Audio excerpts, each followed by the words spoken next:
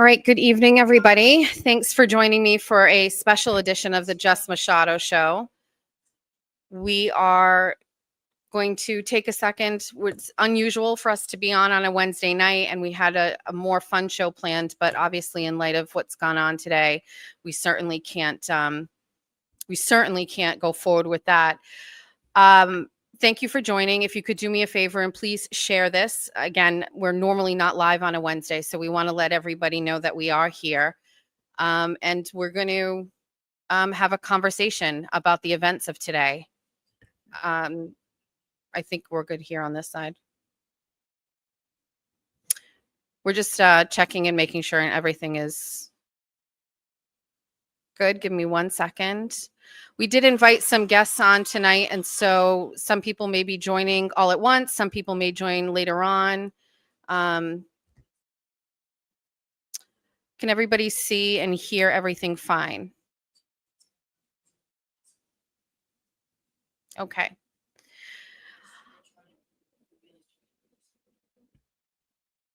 Give me 1 second, guys. We're just hearing some feedback that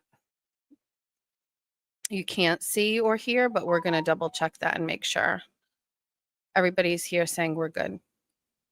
I'm not sure what that side is, or what platform is that. Okay. Give me 1 second and we're going to just make sure this is okay. Certainly want to make sure. All right. I don't know. Let's wait and see how it goes. Everybody's here. All right, let's start. If there's any delay or anything with audio or visual, drop it in the comments in the chat so that we can make an adjustment.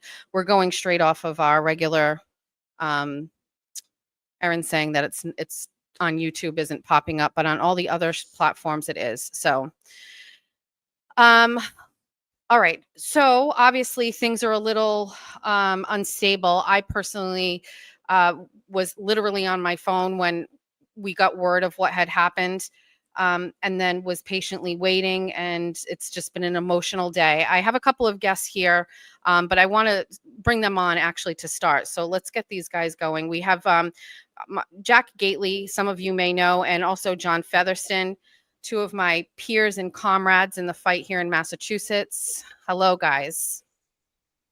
Good evening. Hello. Good evening. So obviously, an unbelievable day. I'm not sure if we've all been able to really process what has happened. The death of Charlie Kirk is obviously a very devastating thing to experience for us. I couldn't help but think about the attempted assassinations of President Trump at the same time when this happened. Let's try to put some of these things into words and what you're thinking. Jack, let's start with you. What are your initial thoughts about what's happened today? Yeah, just complete shock. And as we were talking off stage, I just remember when Andrew died, and that was in 2012.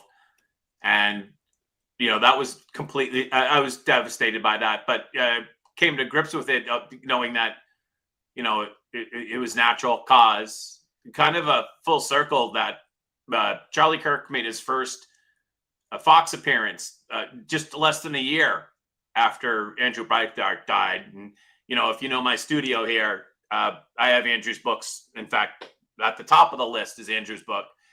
And in a real way, Charlie wrote for Breitbart, and it really, I think, carried on in a different manner, but that same spirit that Andrew Breitbart had.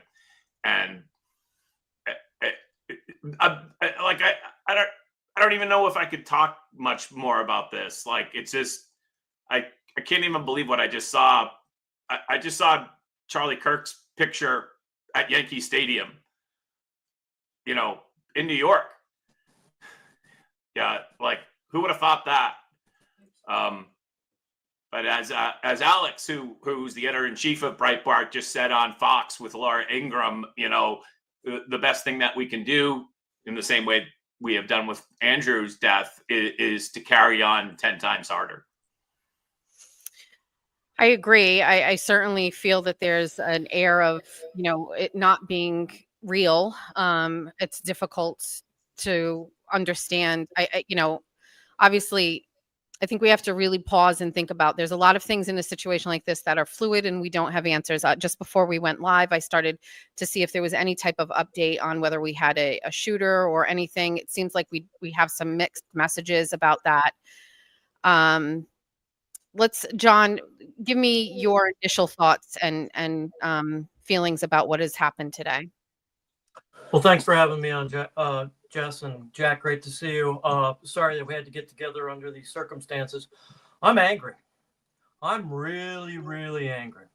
I had the pleasure of seeing Charlie a month ago in Old Orchard Beach, Maine. And it was a crowd that you would be amazed by. It was young, it was old. Everybody listened to everything he said because he was such a good speaker. Even if he disagreed with you, he was respectful. He would challenge you. He would stick to his guns. He's what this country needed. And today, to have that ripped away from us, if you don't agree with him, great. He still treated you with respect. He treated you with dignity. He would challenge you. He would ask you questions. And to have him, he wasn't killed today. He was assassinated today for his beliefs. And this is a nonpartisan comment. That should aggravate everybody in the country. It doesn't matter if you're Republican, Democrat, pro, anti-gun. Somebody was killed for their beliefs. And yes, I'm a conservative, and people, John's only mad because a conservative got killed. No, I'm mad because a human being got killed for his beliefs. And I respect everybody's beliefs. I don't always agree with everybody's beliefs, but I respect everybody's beliefs. And what I liked about Charlie Kirk is that he encouraged people to have dialogue. He encouraged people to see things from a different aspect. And we were ripped away with that today. And it's deplorable. And I put something up on X a couple hours ago. The liberal media, come on, Mr. Trump. It's time to pull MSNBC's license. Like, you cannot be putting this garbage on the air and disrespecting this man and his young family. I mean, like I said, I am angry tonight. But so thank you for having me. Well, I think my thought process was I'm sad today, but I know tomorrow I'm going to wake up angry. We can talk a little bit about the mainstream media's take on this because we've seen some already really egregious things. And I took a moment to head over to Blue Sky, and I was equally as devastated to see what I was reading there. For me, one of the things I loved about Charlie Kirk was that I really do believe that he made a difference in this past election. His ability to connect with young voters and give them the confidence to support President Trump when, I've had a daughter that was on a college campus where, they couldn't feel that comfort, 3 years ago, that it was, you may have liked Trump, but it wasn't something you talked about, or you needed to be quiet about it. And, I'm so sad that he had such a great opportunity to impact this next generation, the generation that needs it most, to be quite honest with you. And we've lost that hope that he can influence those people. Although I have a feeling that his legacy is going to be equally as powerful, if not more so. You touched a little bit on the media. Earlier today, we saw the initial reports where someone on MSNBC was saying, perhaps it's a supporter in the crowd with a celebratory shot up in the air and it went wrong. Jack, what's your take on that sentiment by the left mainstream media? I've seen now that MSNBC, I'm just looking at their statement now, Rebecca Cutler has now said that Matthew Dowd made comments that were inappropriate, insensitive, and unacceptable. We apologize for his statement, as has he.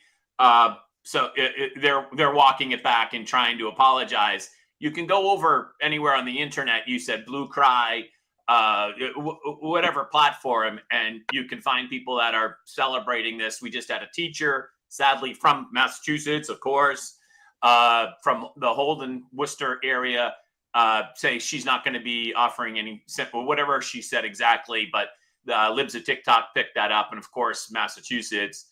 That's for sure. I started the day reading your post, actually, Jessica, about relative to the mayoral race in the city of Boston, and kind of a little introspective of like, what am I doing here?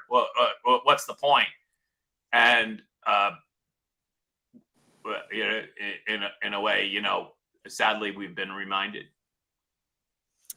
Yeah, I feel sometimes, especially, I'm sure you both agree, we are constantly doing what we think is the work of the party and for people in this state, and trying to make a difference. And every day I think you feel, okay, maybe I did a little bit here, a little bit there, but once in a while, and maybe even now today, you feel, what am I doing this for? Is it making a difference? And, I'm hoping that's a fleeting feeling that I'm having. But, it does feel like no matter what we do, the left is always there to stop it and counteract it and counterpoint it. And feeling a little really heavy hearted today, actually. John, what's your take on mainstream media so far? I mean, I will be honest with you. I don't recommend anybody going over to Blue Sky or Cry, as you say. The celebratory statements made by the left about Charlie Kirk's death is actually concerning. Sometimes you think of people celebrating a death as just, poor taste. This seems far different than that. I think they feel like something was accomplished. I don't know really what to think of, what kind of a human, whatever the party or whatever the thoughts, would celebrate someone being killed, especially a young man, a husband, and a father. Thoughts, John? Yeah, a lot. So bear with me. There was never a bigger news guy than me. Anytime there was ever breaking news, turn on MSNBC, turn on CNN, turn on Fox. If you had multiple TVs, you turn on everything and you want to see it. Today, when all of this news breaks, I don't even think about going to traditional cable. I go right to X. I go right to Facebook. That's where I get my news. And MSNBC and CNN have to learn. They're no longer news. They're the birdcage wrappings of the liberal Democrat Party. And shame on them. They did it to themselves. They put themselves out of business. They have no credibility. The fact that we're even talking about the horrific comments that multiple guests made today on MSNBC has just proven that people like Jess Machado and John Gately, they're the future. You guys are the new media. You guys are out there making things done. And MSNBC and CNN don't matter anymore, because after this, they're done. They're done. Their news cycle is going to age out. Their viewers are going to age out, and they're going to be nothing left. But Jack Gately will still be out there. Jess Machado will still be out there. You guys are the new media. Thank you for it, because that's where people come and find the truth. You guys are out here exposing the truth. You're hosting this tonight on the spur of the moment, Jess, because it's important and people need to hear it, and people watch it because they appreciate your commentary and what you do. They're done. They're out of business. And all I can say is shame on them. I would just add, if I can just chip in, Of course. Well, let's just look right at what Charlie Kirk himself said this April. And I have his post right here on X from April 7th. Assassination culture is spreading on the left. 48% of liberals say it would be at least somewhat justified to murder Elon Musk. 55% said the same about Donald Trump. And, when you're vilified and equated as Hitler, as Trump was just happened at a restaurant yesterday or the day before. Last night. Yeah. It goes back to the old question that you got in philosophy class. If it was 1932 or whatever, and you could kill Hitler, would you? Right? The classic philosophy class question. And I think the left is answering that question. You see that also as Charlie Kirk has mentioned in this tweet from April of this year, celebrating Luigi Mangione, the young women that are seemingly in love with that guy for whatever reason. It's just disgusting, and it's fanned by the left-wing media, which we have just been mentioning national names, but I mean, clearly the Boston Globe participates in this on a daily basis. Well, I And think there's a other little. outlets that we have here in Massachusetts. Absolutely. Well, Well said. I was definitely going to say, fanned by social media. We have a new generation that has learned to essentially see something on TikTok and it's glamorized. It is romanticized with some fonts and some music and some fancy, graphics. It's turned into something that, it feels good. It looks good. It sounds good. So it must be good. Before we move on, I want to add Nikki Maselli to the chat. He's here. And I know you guys know him, a young Republican here in Massachusetts. Hi, Nick. Thanks for joining us. Of course. Sorry. This is what I'm wearing today because that's what we got to do. We just got to keep fighting on. I don't usually go on with a tank top onto a show, but we're doing it today. So no apologies. I know we talked very briefly, and I know how upset you are about what has happened today. You're young. How old are you, Nick? 22. So talk to me a little bit about what today's events mean to you as a young Republican. I would love to. So what Charlie Kirk did is he built the next generation of conservative leaders. If you look back, what is your guy? I don't mean to call you guys out, but your generation for the longest time said these Gen Zers, they're woke, they're lazy, they don't like to do anything, they're super liberal, they just want all the handouts. And Charlie Kirk just said, "Nuh-uh, that's not what we're about." And sure, maybe that's the case for some, but you can't generalize an entire group of people. And we saw President Trump have massive swings with young voters. And I don't know if I'd really be here right now if it weren't for Charlie Kirk. I don't know if I would have got elected to the state committee. I don't think I would have really cared.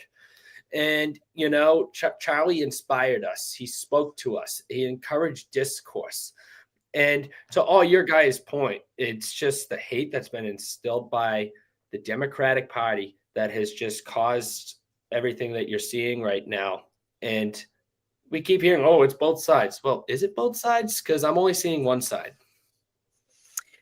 Yeah. So, let's talk a little bit about that. With every shooting, with every act of violence, with every stabbing, with all of these acts of violence, it's very rarely, and we don't know exactly where we're at with this event today. It seems very obvious that it's politically motivated.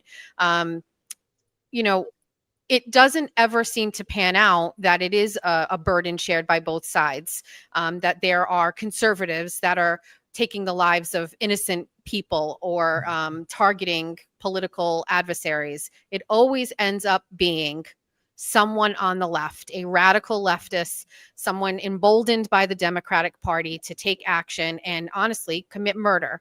How do we...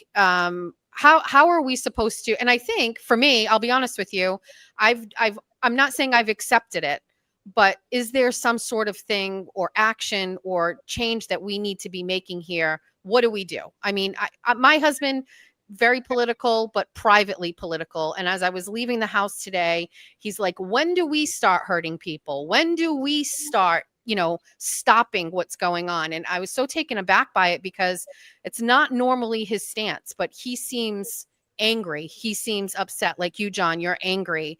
What does this mean for us right now and how we act on this? We'll start with you, John, since you mentioned it earlier.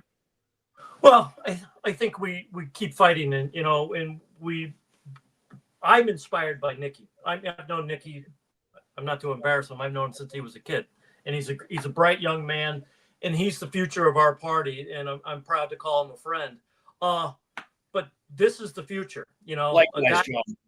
No, you work hard. You're an honest guy. You work hard. You care. You went viral earlier this year when you were attacked on the street for your beliefs, and you stood your ground. And my question to you is, you just got done doing an internship in DC, and thank you for doing that. And you're a college student. What type of pressure are you under to be? You're outwardly, and I love it about you. You're a MAGA supporter, but how do your teachers look at you? Because I think this is a bigger thing, Jess. And I'm trying to get to it. It's like we have a bigger mental health problem. We have a grooming problems, and what pressure are you under, Nikki, for your beliefs and being a MAGA supporter. I mean, I'm fascinated by it. I'm disgusted by it, but I'm fascinated by it too. Yeah.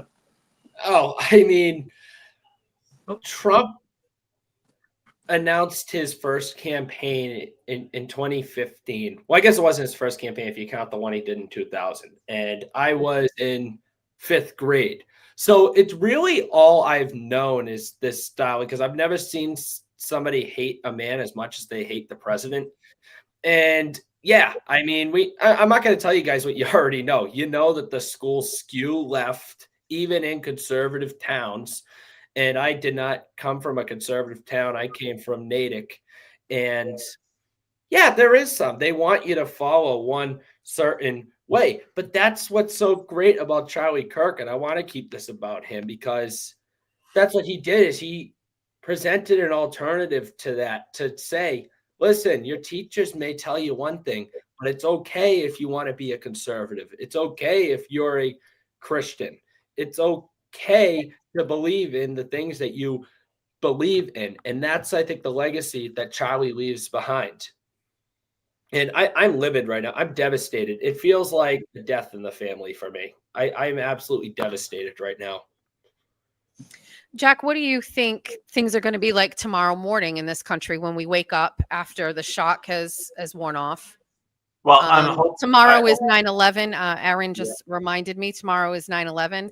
What do you think tomorrow is going to be like in the United States? I hope we know more. I get, when I wake up, not that I plan on getting much sleep tonight, but I hope, certainly my wish to begin with is I hope we know more. And like Nikki said, we should focus on Charlie Kirk and his family. And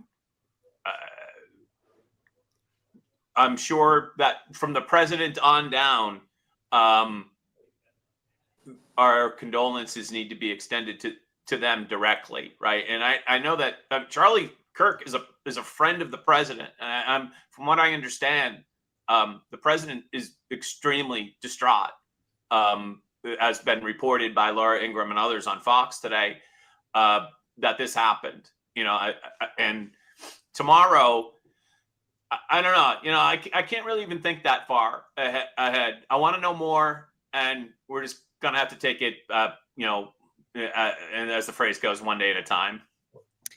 One of the things that I've thought about during the assassination attempts on President Trump, and then this successful one today, is security. And we continue to hold these events in public locations. We invite the public. Do you feel that we may see a change here where people are less apt to be out in public and to speak about their beliefs? Do you feel that this may cause some hysteria and people will start feeling like they will also be targeted, and we'll see some people regress into the shadows a little bit and not want to do these engagements? What are your thoughts on that, John? I mean, you bring up a very legitimate concern, but what I was going to say, and piggyback off of what Jack was saying, is tomorrow morning, I'm going to get up and I'm going to encourage the silent majority to stop being silent.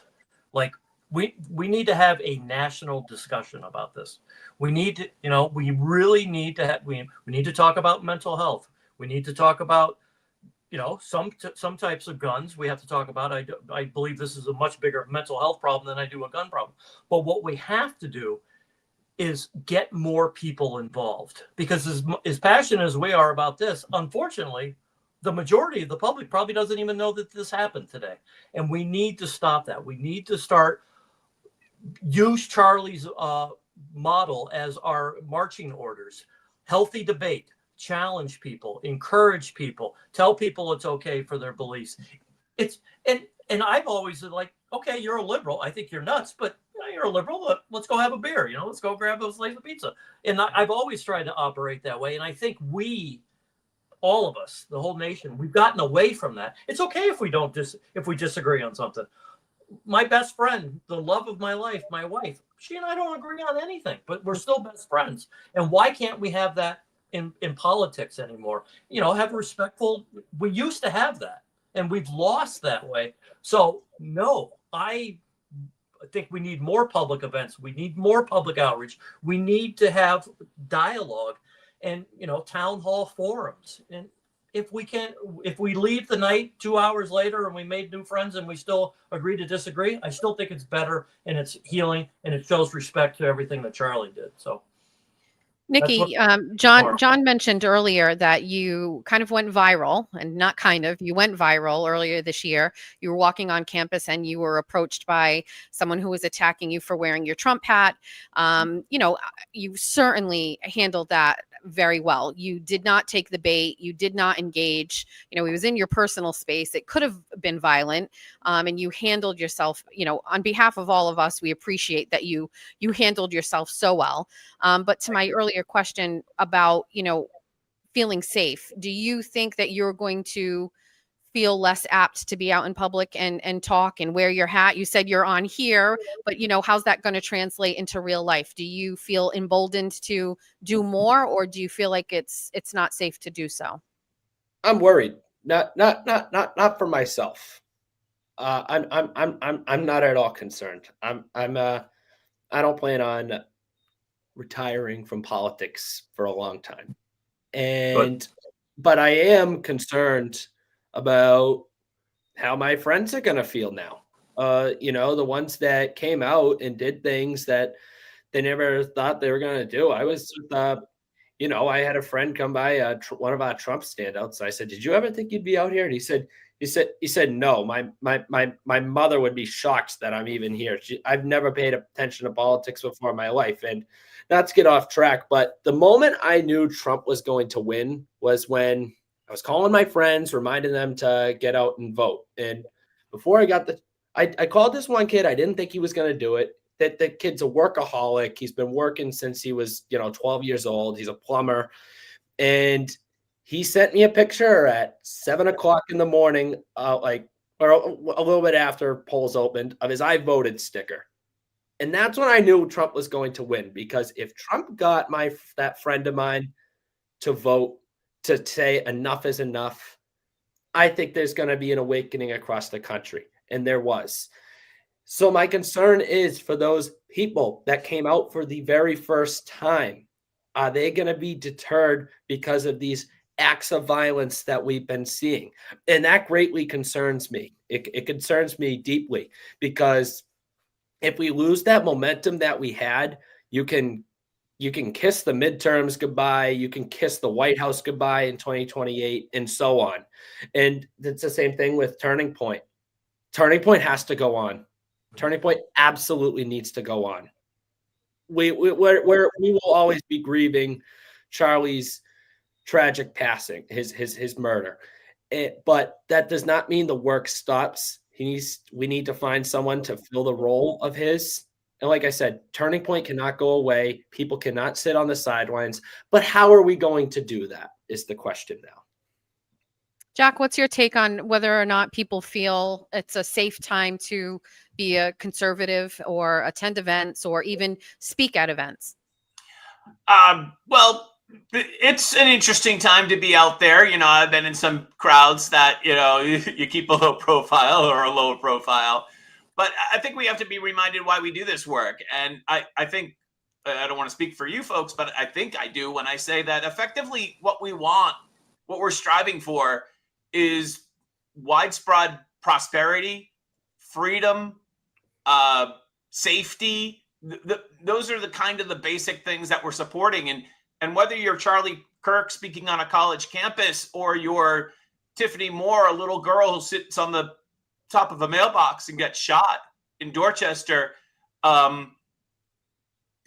we as Republicans have to remind people, and/or conservatives, or whatever you want to call yourself, or even Democrats, that our real goal is to have the best for the American people.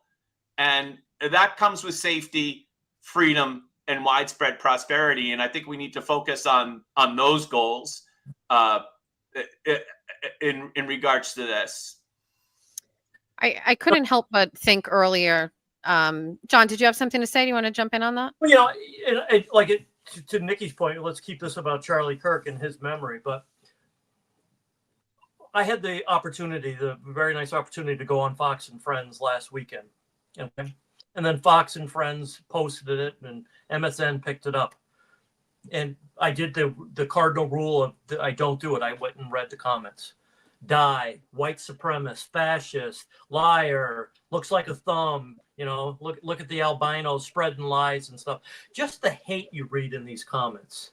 And to me, I love it because it's fun, because I know I'm over the target and I'm doing, I'm delivering the message. But I don't hate anybody. There's a lot of people in this world I don't like, but I don't hate anybody.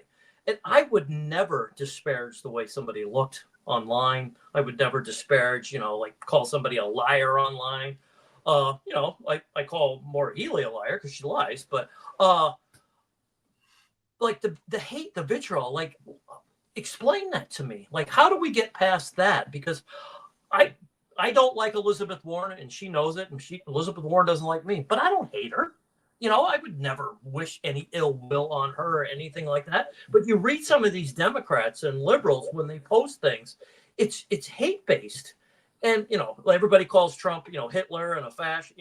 How do you support Palestine and then call the president Hitler? Like, aren't those like oxymorons that are against each other? So right. I mean, we have a bigger problem here, and it goes back to what my point was: is you're taught that.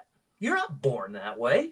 Our older generation, older than Nikki, we didn't live that way. But now it's in the schools. You see it, Jess. You've got younger kids. My kids are grown and stuff like that. But I started to see it as well too. It's deeply concerning to me.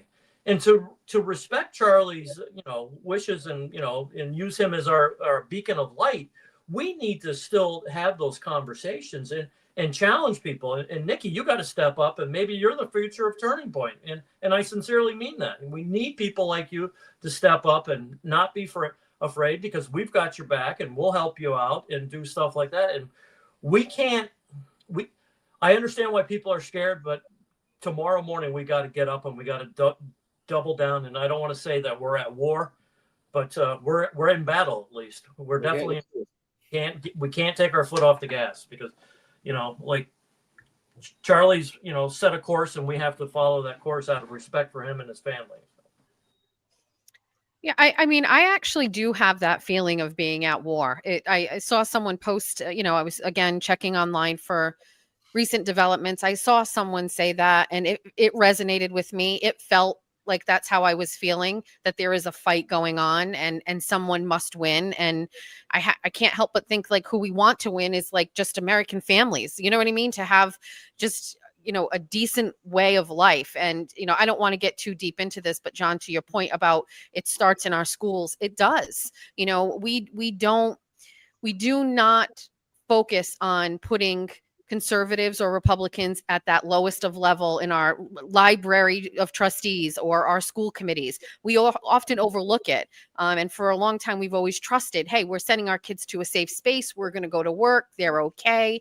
It's the opposite of that. It's where things start. And we have a Massachusetts Teachers Association that is, they have an agenda, and they make sure it trickles all the way into those classrooms. So I don't want to get too deep into that, right. But when I think of how to fight this and how to go to combat, it's with, a bench ready to serve. And it starts at like each small town in each city.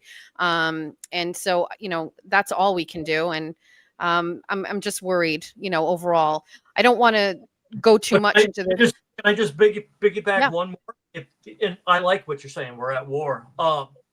We also have a governor and the mayor of our biggest city saying, I don't want help from the federal government. We don't have a problem in our community. That's the problem. That's the problem. Any elected leader who does not want help and less in their community, they're the problem. Wu and Healey have to go. And how do we win that war? We elect a Republican governor. Okay? That's how we do that. No ifs, no ands, no buts. Might not be your favorite guy, but we got to get Healey out and we got to get Wu out. Maybe Jack, go ahead. Yeah. Jess, I just want to break in with some news that's coming over the wire here from the FBI director and confirmed by Bill Malugin. The FBI now says that the suspect they had in custody has been released. So the Charlie Kirk assassin now appears to still be at large, according to Bill Malugin. And he's retweeting a post from the FBI director which was sent out 4 minutes ago. I'm going to repost this myself just so that you have it. But So, that you know, seems at to be this the point, latest. That just seems to be the latest, that the assailant, who there is some film of him or some figure on a roof nearby, the assailant seems to still be at large. so were we not in a situation where it's a Boston Marathon bombing shut down and, you know, shut everything down until you find this person? I mean, why are we not seeing that take place? It seems to me like everybody was allowed to leave. Everybody's moving on. I mean, how many times do we see, and I'll mention just school shootings, for example, and it's because there's so many of them at this point and the apathy is real. You know, it's over and there's nothing. No one follows through. No one talks about it. Even with the assassination attempts on President Trump, mainstream media stopped talking about this very, very quickly. Why are we not seeing a widespread response from, or maybe we will, you know, with President Trump and certainly his moves into Chicago are indicating that if they're not going to do it, he's going to do it themselves. Do you feel like this is something worthy of a shutdown and we can't stop until we find this person? Well, Nikki, I would what's say your- two things. I would say Yeah, two go ahead, things. Gut. First off, I'm still waiting for the press conference in Butler, Pennsylvania. And Mhm. then my second thing is in regards to the shutdown relative to the Boston Marathon. I believe that was the next day or maybe the next day after. I was on the street in Boston visiting some clients in the residential part of I was in Roslindale, and it by 9 o'clock it became obvious I could not do my job because people wouldn't come to the door. And I had a couple of appointments. They knew I was coming, but even still, they wouldn't open the door for me. So we decided to go home. But it would imagine that if he's on the loose or she is on the loose, whoever it is, that there could be a Watertown type of situation developing. But you know, I don't want to again get ahead of ourselves. We don't know anything about where this person might be. Thank you for that update at a minimum, Jack. Nikki, what were your thoughts on that? Sure. So I'm going to get to that really quick. John said something really important when you were talking about Elizabeth Warren and how much you can't stand her. Now, I share that myself. But here's the thing. I can't stand Warren. I couldn't stand Biden and Pelosi and all these people. But here's the difference. I don't have any legitimate beef with Democrat supporters. And that's the difference. I hate the policy. I do not hate the person. And that's a real one thing that we really need to remember. Okay. People who voted for Kamala Harris are not bad people. Okay. Some of them are, but not all of them. To now back to the question, Jess, why do we know everything about the guy who had a affair at a Coldplay concert, but not about Matthew Crooks and not about is there a picture released of the gunman today? Does anybody know? There was a suspected one released, but now it's Right. not be the person. Yeah. Right. We know less about the man who tried to kill President Trump, and then we know about the Coldplay thing. And that's a great analogy, Nikki. That's a great, and you know, shame on the media for it. Yeah, that's I have no words. I don't understand with this day and age, with the technology that we have and the intelligence that we have, that the shooter hasn't been caught. I don't understand it. But Jack and Jess can speak to it. I mean, they've been reporting. Yeah, I can't speak to that. I have no clue. No, but I'm saying Jack and Jess can speak to it. Like the media controls the narrative. The media controls the narrative. Jess and Jack have broken stories that the mainstream media won't even come close to touching, but are the biggest stories out there. You know, like we talk about the migrant crisis. The local media didn't touch the migrant crisis. National media did, and nationally people are upset about it. Your next door neighbor knows nothing about it because it was never reported in the news, and that's the real enemy in all of this is still the liberal media. Well, Yeah, I definitely. The Boston Globe said shots fired. No, shots were not fired. Okay. Charlie was shot. Okay. That's literally what the first headline said. Shots fired at a Turning Point event. He was assassinated. Yes. Thank you. We can't say killed. He was unfortunately assassinated for his beliefs, and the whole nation is outraged by that. I certainly agree with you both, and I know Jack does as well. At some point, I think that we can actually identify the stories that we know mainstream media will not touch at this point.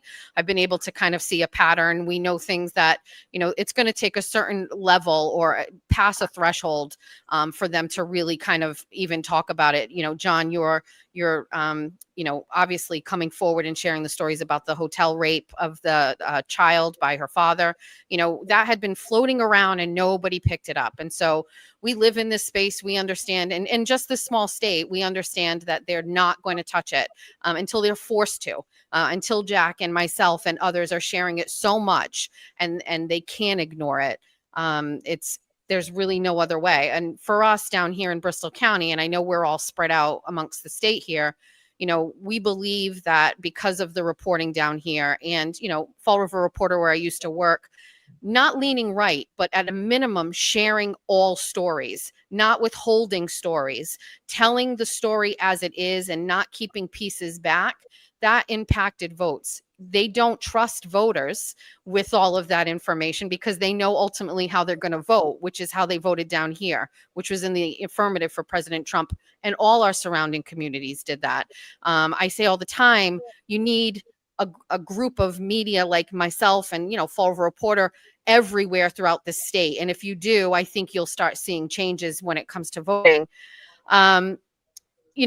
One of the other things I've recognized with this horrific event today is social media and how emboldened people feel to speak about someone's death. There's a video going around right now, and we were looking at it just before we went live.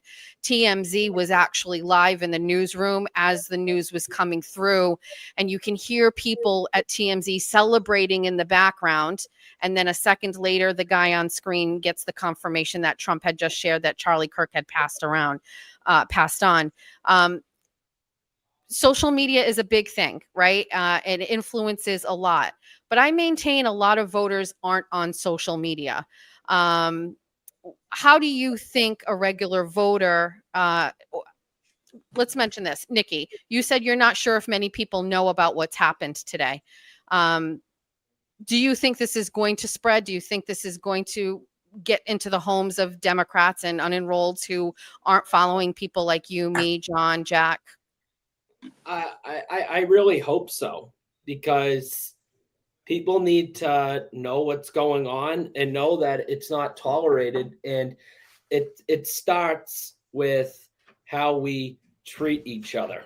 And I think that's really important, is that when the way we talk at home, that's what really matters. It's how we talk to people out in public and engaging in healthy conversation with Democrats. But one of my best friends is a Democrat. Okay. He worked in Governor Healey's office, and yeah, I give him crap about it all the time, but it's in a joking way. And you know what, when he got that job, I congratulated him. I said, congratulations. I'm very happy for you. And I really wish we could get to that place in this country. Let's talk a little bit about Charlie Kirk's faith and his message about God, which seems to be a missing link in this state and across the country.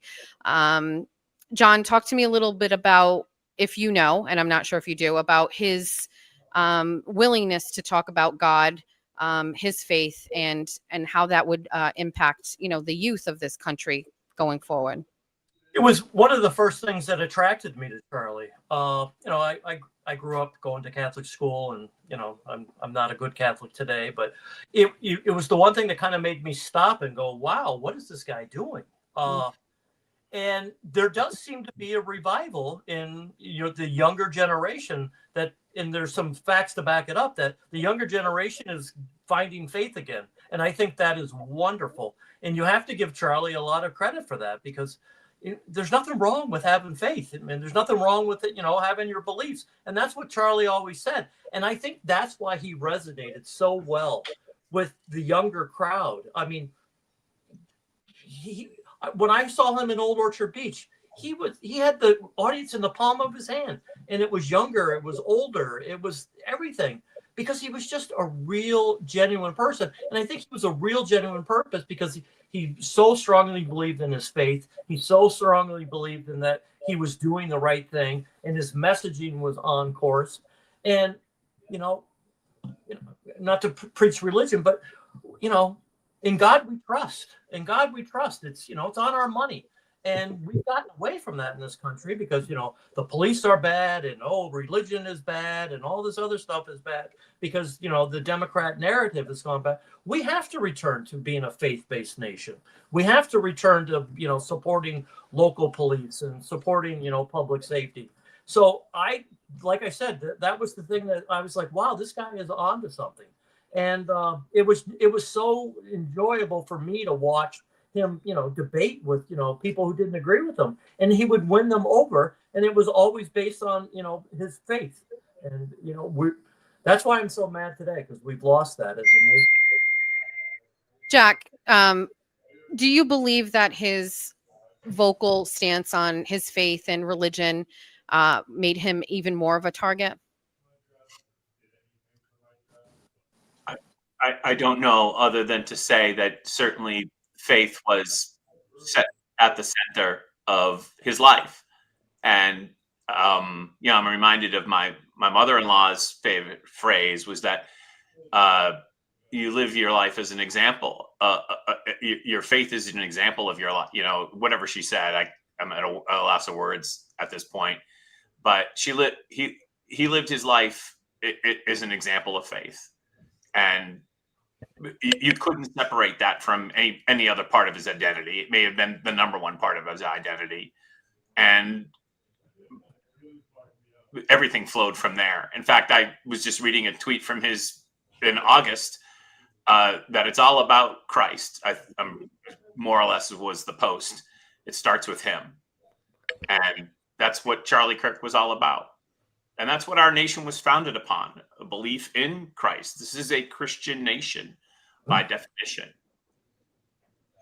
Nikki, what's your take on Charlie's faith and his willingness to talk about it and inspire a younger generation to reconnect with God? Presidents come and go. God does not. And that's the bigger picture here. And I would argue that Charlie's activism in spreading Christianity was, I would say, more important than his spread of conservatism in this country. You guys agree? Jack, Yep. John? Very much so. Very very well said. Yep. What other thoughts do you have, I guess, about everything? I mean, I'm trying not to look online and look at what's going on. I think for a minute it just hit me really what has actually happened, and that we've lost such a tremendous voice for our values and our party. I'm very sad about it. I'm not sure. I've asked Erin if she could find a video that we could play, just because I know there may be some people who don't know Charlie and what he's done. As a matter of fact, I don't know if you guys have watched my show. Erin's a co-host of mine and producer, and she did not know who Charlie Kirk was. She didn't know anything about him, which I thought was interesting because she kind of pays a little bit of attention to politics. And so I'm surprised. I will say, and I will mention, I have my youngest daughter is 16, and she has a different view on Charlie Kirk. And I think it's rooted in TikTok and social media videos, where, that these videos of him going around campuses aren't putting him in a really great light. Thankfully, my daughter lives in a house where we can counteract and counterpoint those sentiments. But I do think about the children who don't have parents or are not surrounded by people that are reasonable, that can see this kind of stuff going around, and they're so easily influenced by things that are online. And maybe it's because I have young children and I'm always monitoring their social media. But it is a virus that is very hard to contain for a parent that's even involved. Nikki, how important, your young kid, how important is, TikTok and social media to you right now when it comes to, what you see and what you hear? Sometimes I wish I never went on it. It's a cesspool. and yeah, today it's been ugly all day today, and it's great watching all the fake condolences that you see from some of the leaders there, who have done nothing but to try to divide the American people, demonize anybody who isn't with them, and yeah, that contributes to it. What was the problem? Why was Charlie shot today? They didn't want him there. They didn't want him spreading his message. Charlie is not a congressman. Charlie is not in the administration. He's simply there to spread a message that, and you can hear the message, and that doesn't mean you have to go that way.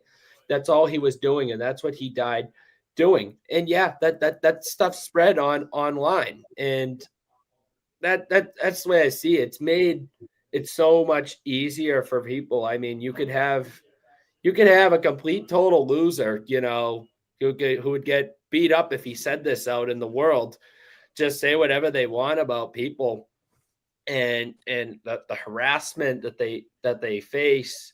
I mean, the messages that I get in my spam on Facebook is it's insane. It's absolutely insane. Oh, we're gonna call your school on you. We're gonna call your work. We're gonna call this. You're gonna call them. What are you gonna tell them? I voted for Trump. Go ahead, do it. Right. I don't want to veer too far off from the matter at hand, but I'd be remiss if I didn't talk about the election yesterday in Boston, because I do think this is all tied to the bigger picture. It was a devastating review of the voters in Boston when we saw those numbers come out. Mayor Wu getting, I don't know the final numbers. I went to bed before, but it was drastic. Over 65. I don't know what the final number was. Maybe Jack, but Kraft put up an abysmal showing with all of the money that he spent and all the work that he's doing. Is his message really much different than hers? And, I don't know.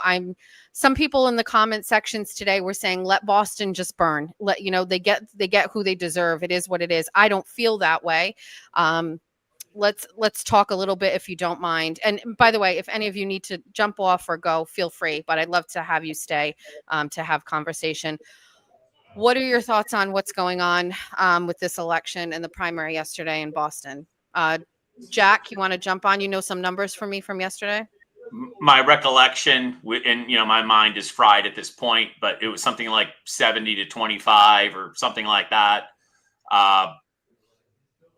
I think one of the biggest impacts of the mayoral election will be the gubernatorial election, and that there was a candidate strongly thinking, apparently, reportedly thinking about entering the gubernatorial election as a Republican candidate, and nobody's heard a word from that guy. So maybe he saw what happened with Kraft and realized, money's not as important anymore, which would be a reasonable conclusion. What I think we've seen in politics is the TikTokification of all these algorithms means that even an account with like 2 followers can now have a viral post, which means that your talent is the variable of success. And we've seen that with Zoran, right? Ran an exceptional social media campaign. And at first he didn't have a lot of money, but because he had talent, regardless of how I think about his policies, the guy has talent. He rose to the top with very little in the beginning. And if you don't have talent as a candidate, talent can, the balance has changed. The variable is now talent, not money. John, what's your take on that and yesterday? I'm amazed that I'm going to scoop Jack Gately. I'm looking at it. 69.3% of the voters voted yesterday for Michelle Wu. I think Michelle Wu is the worst thing to happen to the Commonwealth of Massachusetts, and I mean that even more than Maura Healey, and my distaste for Maura Healey. When Senator Comer asked Mayor Wu about, the rape that happened in the migrant shelter. And, oh, it didn't happen in my community. And Senator Comer challenged her and said, but yeah, but okay, look, like if it did, would you call ICE? No, we'll follow the law. We'll follow the law. She lawyered up and, she, stuck to her talking points. Mayor Wu is proof that we have a mental health crisis in Massachusetts because Mayor Wu is crazy. And if you're voting for Mayor Wu, you're crazy too. Like, what are your eyes? You don't have to do anything other than walk down Newberry Street, walk down by the Prue, walk, go over David Ortiz's bridge. And, like, am I going to die? Like, what do your eyes tell you?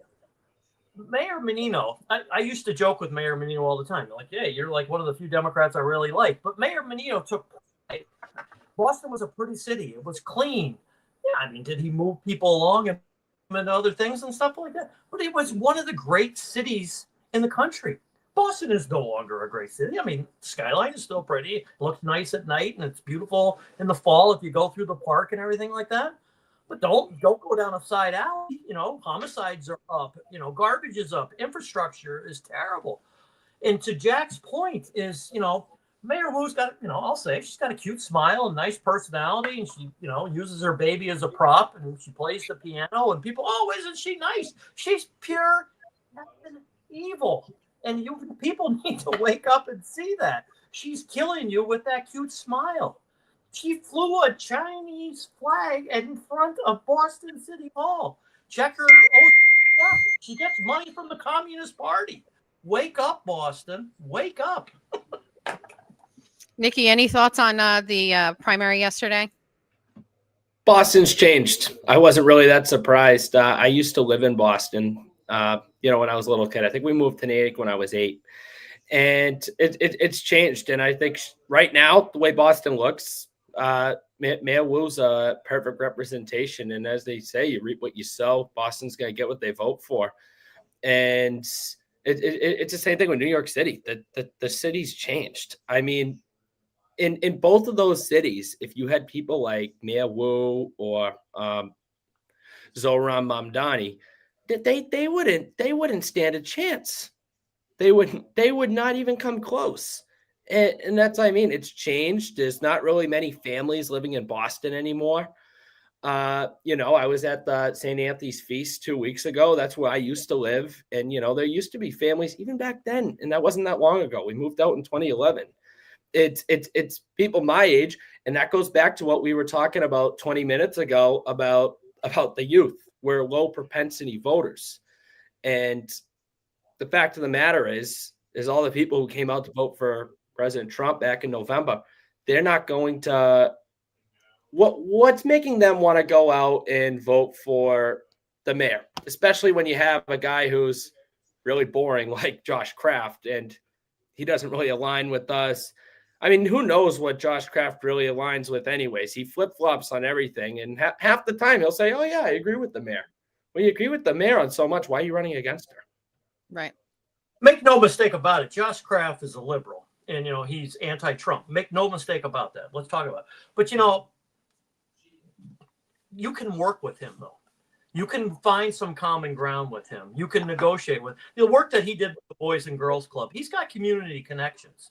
Mayor Wu doesn't have community connections. The police hate her. The DPW hates her. Like, name me one thing that Mayor Wu stands for. Josh Kraft has been very, outward. Like, I want to build housing in Boston. Oh, okay, let's talk about that. But at least he stands for something, and you can work with him on something like that. The choices between two bad choices, you're still should choose Kraft over Wu. And for the life of me, voter integrity is. There's no way 70% of the voters in Boston really cast a ballot for Mayor Wu. I'm not saying that 70% voter fraud. I'm not saying that, but there's a huge amount of voter fraud because there's just no way. There's no way. I talk to a lot of people, and I talk to a lot of Democrats because it's Massachusetts, so you talk to a lot of. Nobody voted for Elizabeth Warren. Nobody votes for Ed Markey. Nobody votes for Mayor Wu. Yet they win 70-30 every election. So if nobody votes for them, how do they win by such epic margins? It's not like 55, 52, and the third party candidate gets a couple percentage votes. They're winning. Like, voter ID integrity is like, we need this because you can't trust these. And what's Galvin doing? Drooling on himself up in Beacon Hill, not doing anything about voter fraud? I mean, there's proven voter fraud. And until we have integrity in our elections, we're letting the American dream slip out of our hands. At a minimum, I would think that Kraft would bring a talent pool of workers and staff members that wouldn't be getting arrested or, hurting people or whatnot. I mean, go to the Christmas party. Yeah. Yeah. I mean, it's been, it's almost a joke at this point. Every week there seems to be another staffer that is involved in catching a charge or whatever. It's embarrassing at this point. Just real quickly, Jack, you mentioned about a candidate. I've been anxiously awaiting to see if Mike Minogue was going to jump in this race. We heard it was going to be midsummer. Then we heard it was the end of summer. Then we heard it was Labor Day. We've passed Labor Day. I'm wondering, is that an inside track that you have that he was waiting to see how this would work out with Kraft and make a decision on if he was going to jump in or not? I think that's just my speculation that maybe he was watching that campaign and he was like, yeah, it's not going. I don't think he had to wait till yesterday's results to notice that it wasn't going well. Right. Right. So, but I've also had any number of people tell me over the last 3 or 4 months, Mr. Minogue is going to give you a call. Oh yeah, he's going to give you a call. Never heard from the guy. So, not that I, really care. None of the other candidates call me anyway, either. And so, what do I care? But I was told oh yeah, he's going to have him go. Never heard from him. But I think it's not only was Mr. Kraft not the best candidate, but I think it's also a demonstration and a dichotomy between him and Zoran. Zoran is an exceptional candidate.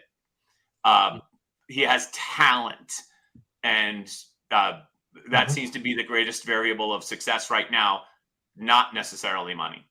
Yeah, he's certainly branded himself as a likable, electable character. I was just going to ask a question, and it escaped my mind. I was thinking Kraft. I was thinking election. Jack, you have been, I would say, somewhat critical of the two front runners in the gubernatorial race, Mike Keneally and Brian Shortsleeve.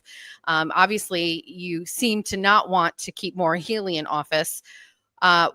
Who's the candidate for you then if they're not it right now? And I don't want to put you on the spot, but what do you think is missing from this pool of candidates heading into the 2026 election?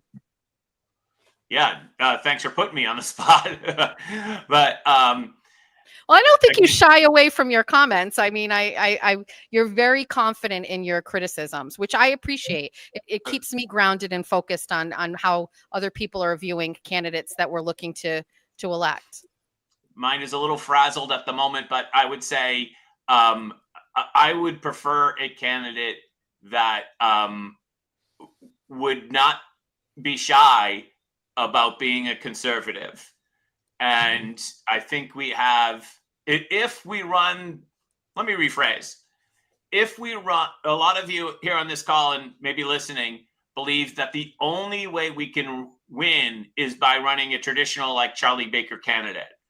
And I'm telling you that we can't win that way because the electorate has shifted. There are no longer enough soccer moms to sway.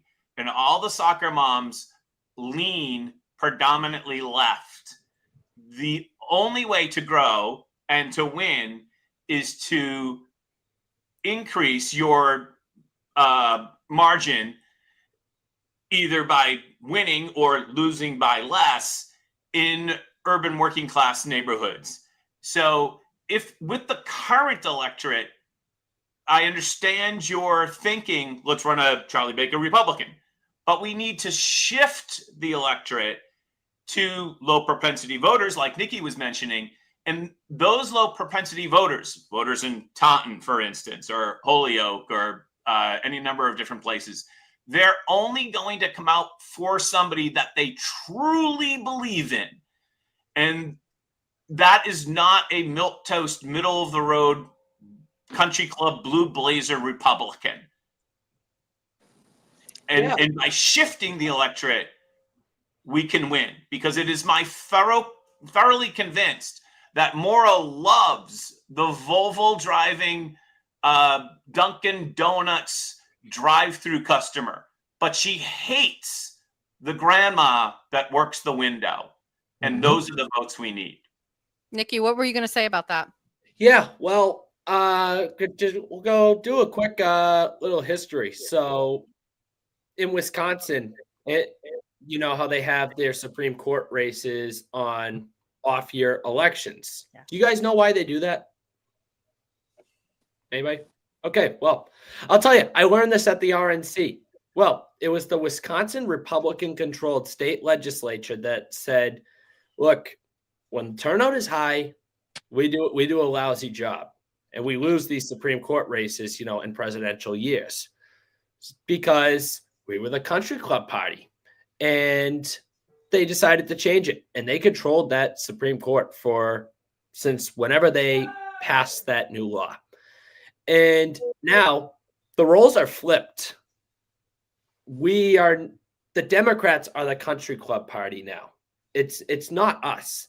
And yes, they have some of theirs that don't fall into that country club column. Like if you live in, a poorer neighborhood in Boston, they're still voting Democratic. But that's what it's going to come down to. They need a candidate that they can believe in, because the low propensity ones are not going to turn out for someone that they don't believe in. So if Brian and Mike are listening to this right now, it's not too late. You can be someone that people will believe in. That would be my take on it. So whoever the nominee is, they need to make sure that people are not just voting for them because they hate Maura Healey. They need to believe in them as well. And I think that's going to be really important. So Brian and Mike, you got 51 weeks to the primary, a little more for the general. Get to work. I just wanted to interrupt that. Congresswoman Ayanna Pressley had posted this a little earlier. She said, sending my sincere condolences to Charlie Kirk's family. Violence is unacceptable always. Though I disagree with nearly everything he said publicly, I never lose sight of others' humanity. He was someone's son. He was someone's husband. He was a father to 2 young children, praying for the UVU community impacted by this horrific act of gun violence.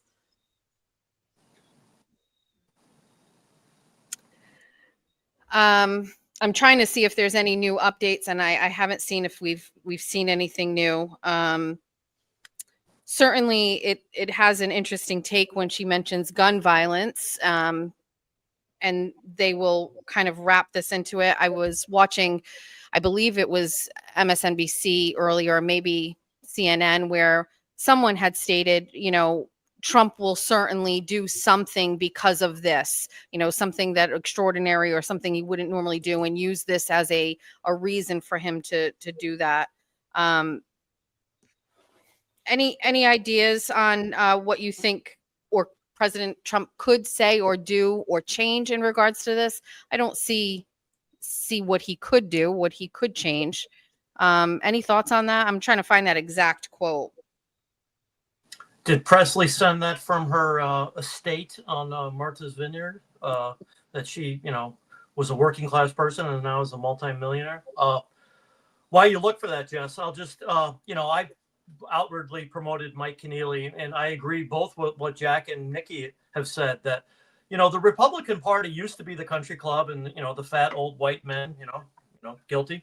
But the Republican Party of today is no longer that. The Republican Party is the party of the people. The Democrat, used to be the Democrat Party, the party of the people. Democrats don't care about people anymore. They care about their narrative and their agenda.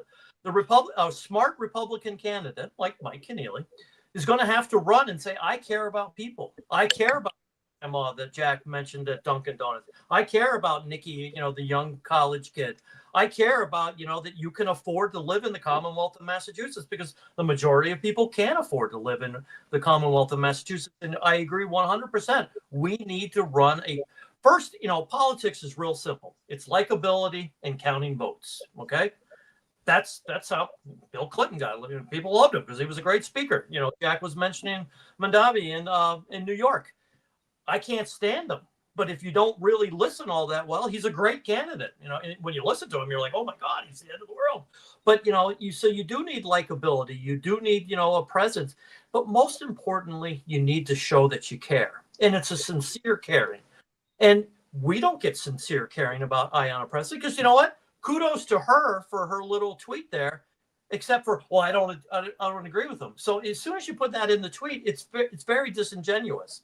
And I think Americans are waking up to, they don't want disingenuous politicians anymore. They want what our forefathers wanted, a common man to lead with his heart, lead with, faith, lead with a guidance, and lead with integrity.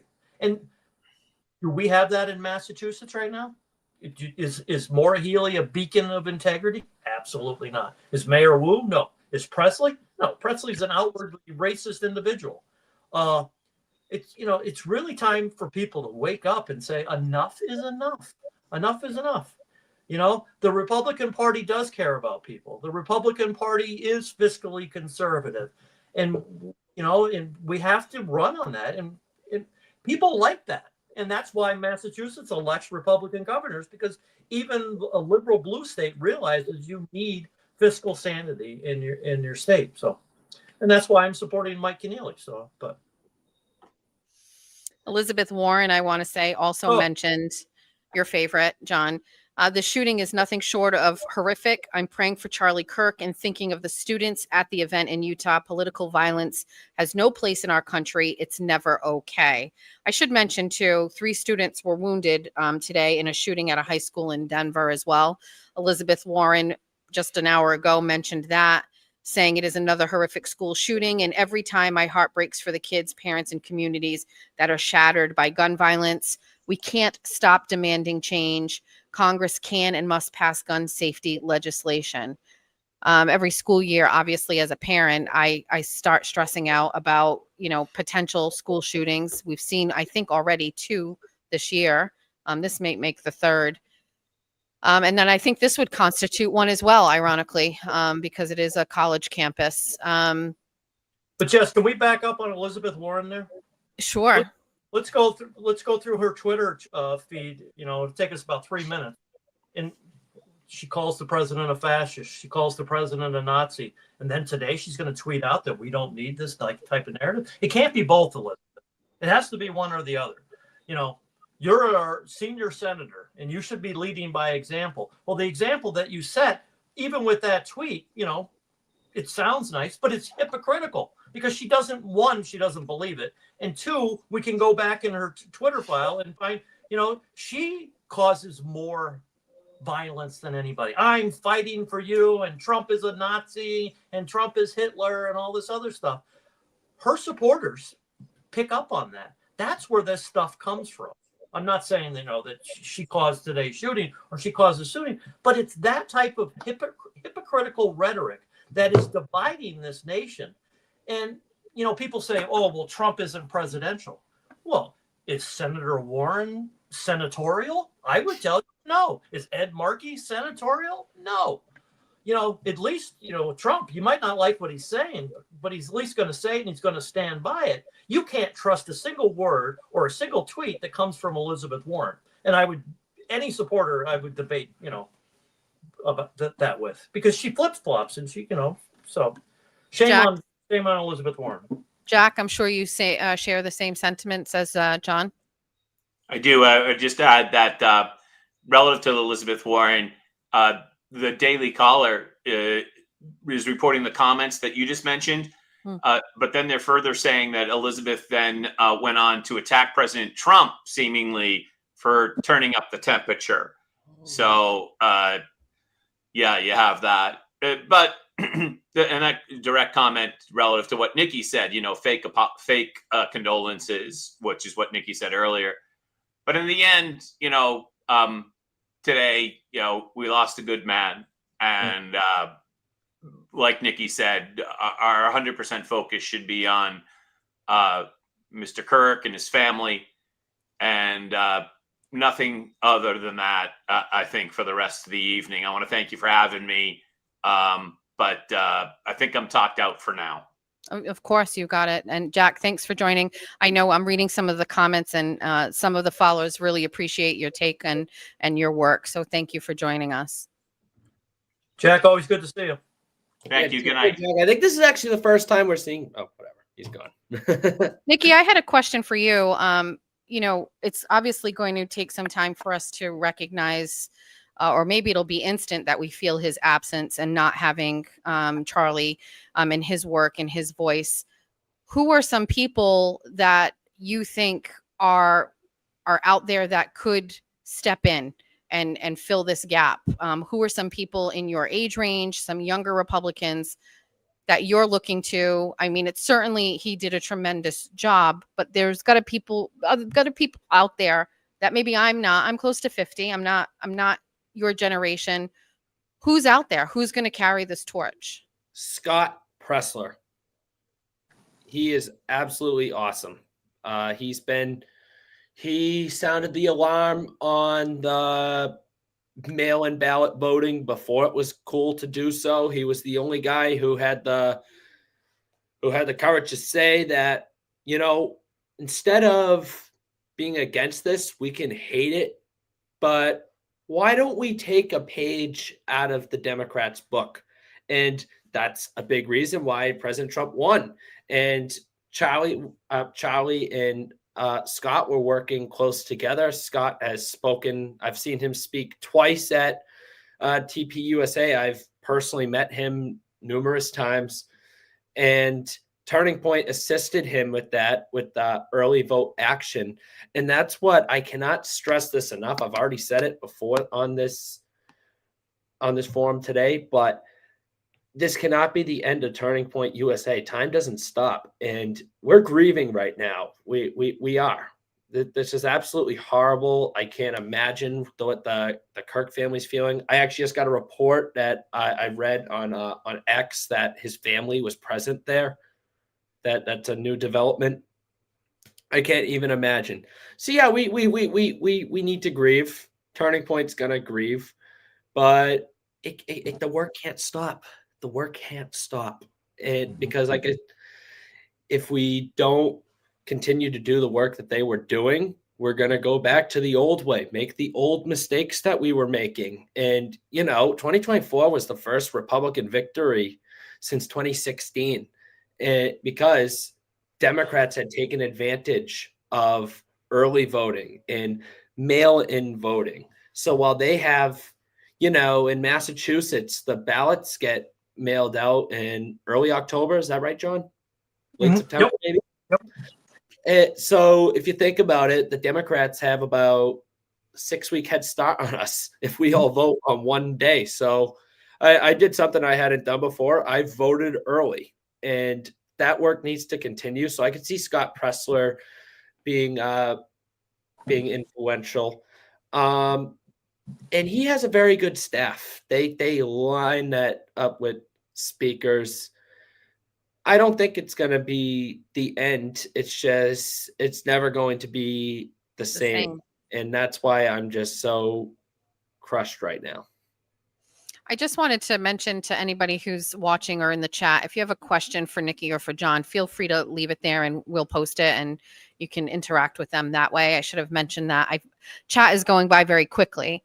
Believe it or not, we had some really terrible comments and things in the chat from people, but we've had a great job of getting them out of there. Such a devastating loss to our country. This is 1968 level stuff. Erin and I were talking off air about that. You know, my mother experienced the loss of JFK, RFK, and MLK, and I couldn't help but wonder, are we in that kind of a moment for us right now? I don't know if other people feel that way, but it was a thought that I had where it was, you know, we're certainly not going to talk parties, but we're talking about people in politics who are getting involved, speaking to large numbers of people and trying to influence voters in a way that's different than mainstream. It certainly feels like that. John, do you agree? Yeah, I do, and I also wanted to circle back to, you had asked that question. What can Donald Trump do tomorrow? And you had earlier said, and it's genuine. Charlie Kirk and President Trump were friends. They were friends. They didn't know each other. They were friends. But what can the nation do, and what can the president do tomorrow morning? Make America safe again is what you can do. Okay, because Charlie Kirk is somebody that we care about and somebody that we respect, but the mother that we don't know, whose child gets killed this weekend in Chicago, or somebody that we all know, and my heart breaks for, Tamara Jackman, and her son Eric, who was killed in DC this summer when you were down there, Nikki. Like it's unacceptable. A loss of anybody's child is unacceptable. A loss of a figure like Charlie Kirk is unacceptable. So what we have to do is continue to support, the defund the police motive is why we're here today, because we've taken that away. So President Trump, keep sending the National Guard, keep sending ICE to communities, keep reaching out to local law enforcement and go, what do you need? You'll have it tomorrow. Because that's how we get a hold of this. Because we weren't this country at one time, and we can go back to that. And people, this guy's crazy, he doesn't know what he's talking about. No, we are a country that was based on faith and law and order. And as we talked about earlier, we've lost our faith, but there's a revival. People like law and order. People like rules. They'll tell you they don't, but the same people who a month ago in DC were saying, oh, this is terrible, and we got troops in the street. Well, you know what? They're out to dinner tonight for the first time in a month, okay? And it's not an easy fix. It's not a hard fix. And sometimes with leadership, it's just putting your nose to the grindstone and keep doing what you're doing. But make America safe again. Make America great again. Great. But you got to make America safe again. And that's what the president can do. Go out, ignore the rhetoric from the Democrat Party. And, Pritzker in Illinois, sorry, I'm still sending the help. Maura Healey, sorry, I'm still sending the troops into Boston and into Massachusetts. Stay the course, Mr. President. Stay the course. Yeah. I think we have a couple of questions. I'm going to have Erin see if she can pull one up. I think I saw one where someone was asking if Nikki was related to a former elected official. I am not, and I get that all the time. Okay. Yeah. He's a Democrat. Dr. Russell's Gas says, and thank you for your donation. We weren't soliciting anything like that tonight, so thank you. It supports the platform. But I grew up, my mom was a JFK Democrat. My dad loved Reagan. Also grew up never asking about your religion. You are who you are. You voted for. Turning Point is going to turn USA. Thank you for that. Let's see if we have a question or two. Guys, do you think people will be afraid to do what Charlie did? I know I wouldn't risk my own personal safety. Shayna, thanks for that question. I know we touched a little bit on that. Anybody want to elaborate just a little bit more on that? Yeah, well, we talked about it earlier, but for people who are joining us now, I do. I wouldn't want to do what Charlie does.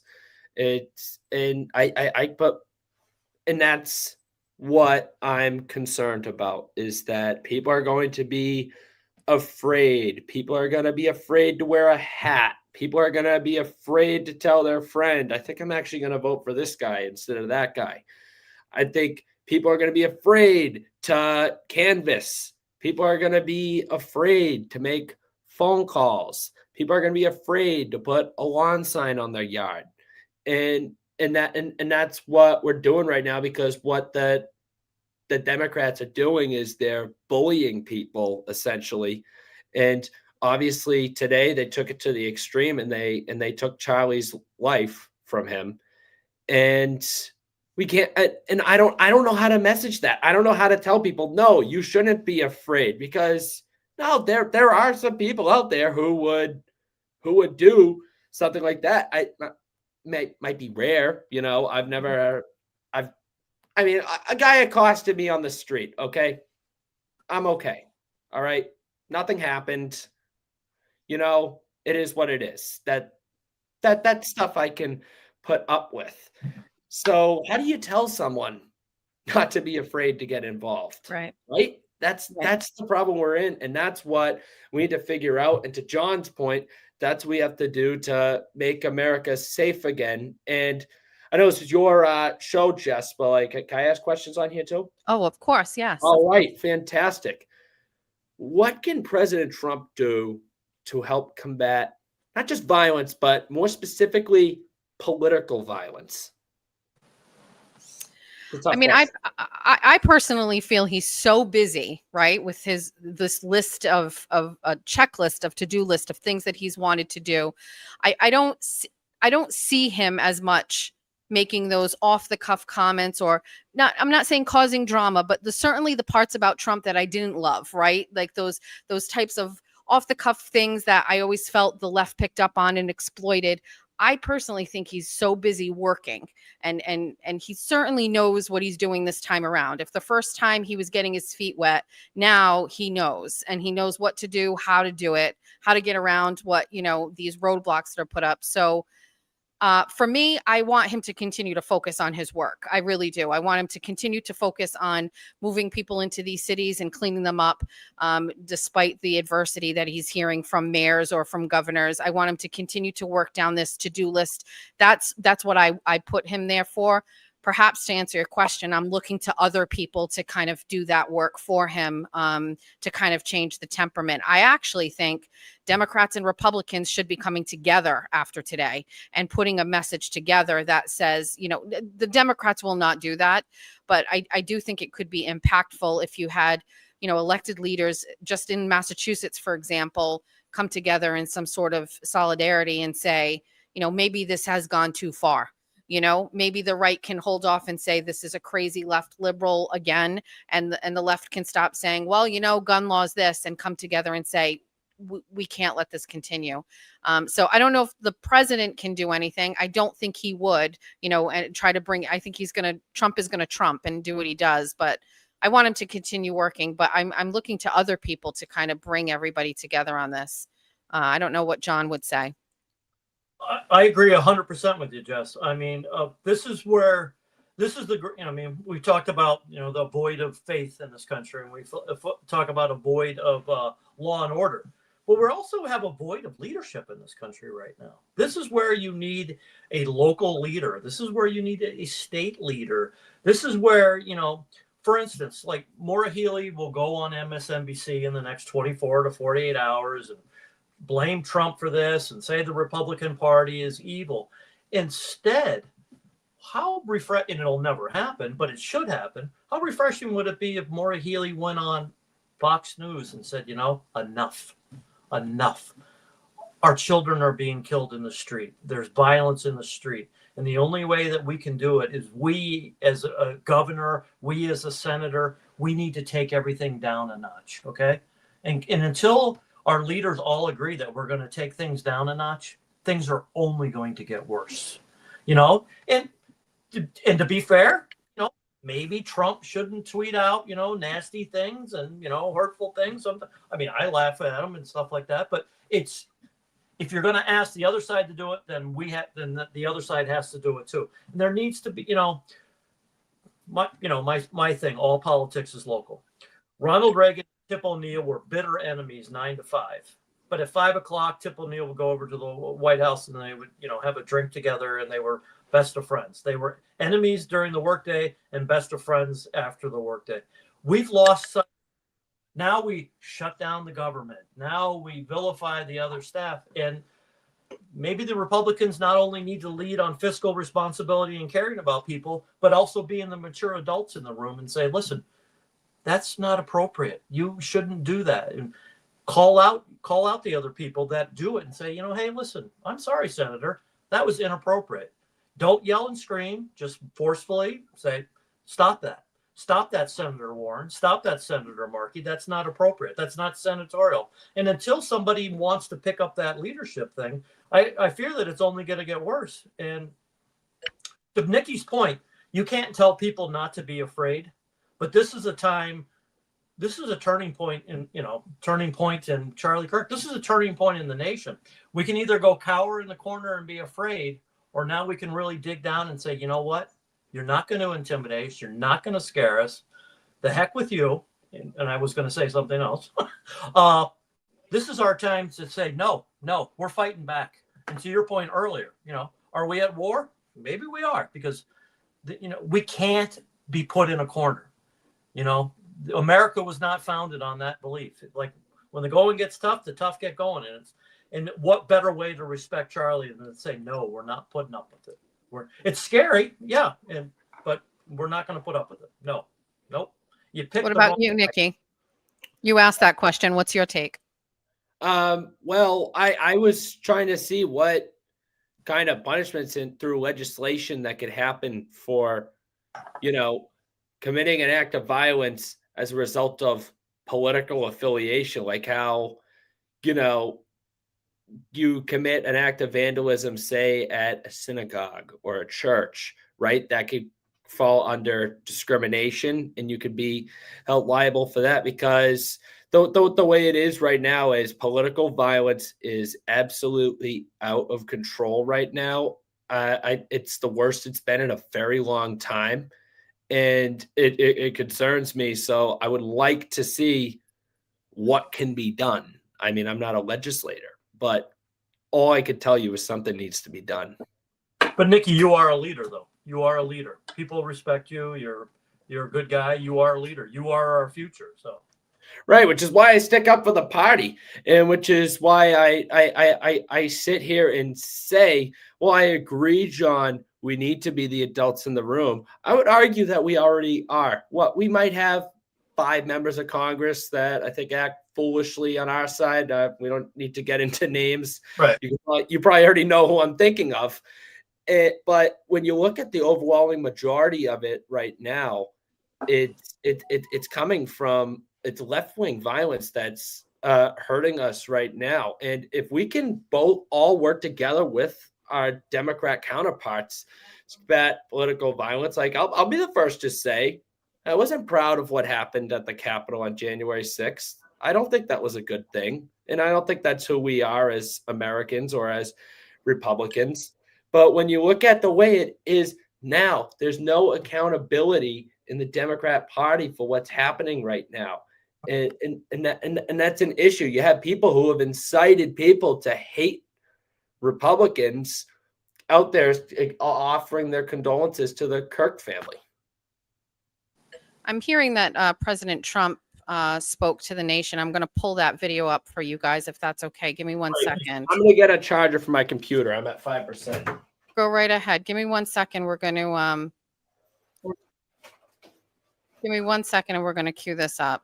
And while you're queuing that up, Jess, I was going to say, kudos to you for hosting this forum tonight, and these types of forums, and with your leadership and your ability to lead. Also, this is what we need. People need a place that they can come to and find some common ground and hear different ideas and know that there are other people caring about these same issues. So thank you for, hosting this tonight, because I know, but I just want to reiterate that this is how we start solving some of the problems. So thank you for the opportunity. Well, of course. I mean, I'll be honest with you. I was too emotional before, and I had a show planned. I canceled it. And then, speaking with Erin and others, they were like, I think everybody kind of wants to talk. Everybody wants to have a forum and a place together tonight. So it's hard to do, and I'm trying to hold it together. When I start thinking about, Charlie and his family, and it's very difficult. Let's see if we can listen to President Trump's speech. Let's open this up and we'll play it for everybody. To my great fellow Americans, I am filled with grief and anger at the heinous assassination of Charlie Kirk on a college campus in Utah.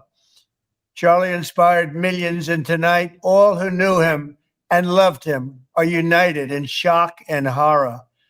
Charlie was a patriot who devoted his life to the cause of open debate and the country that he loved so much, the United States of America. He fought for liberty, democracy, justice, and the American people. He's a martyr for truth and freedom, and there's never been anyone who was so respected by youth.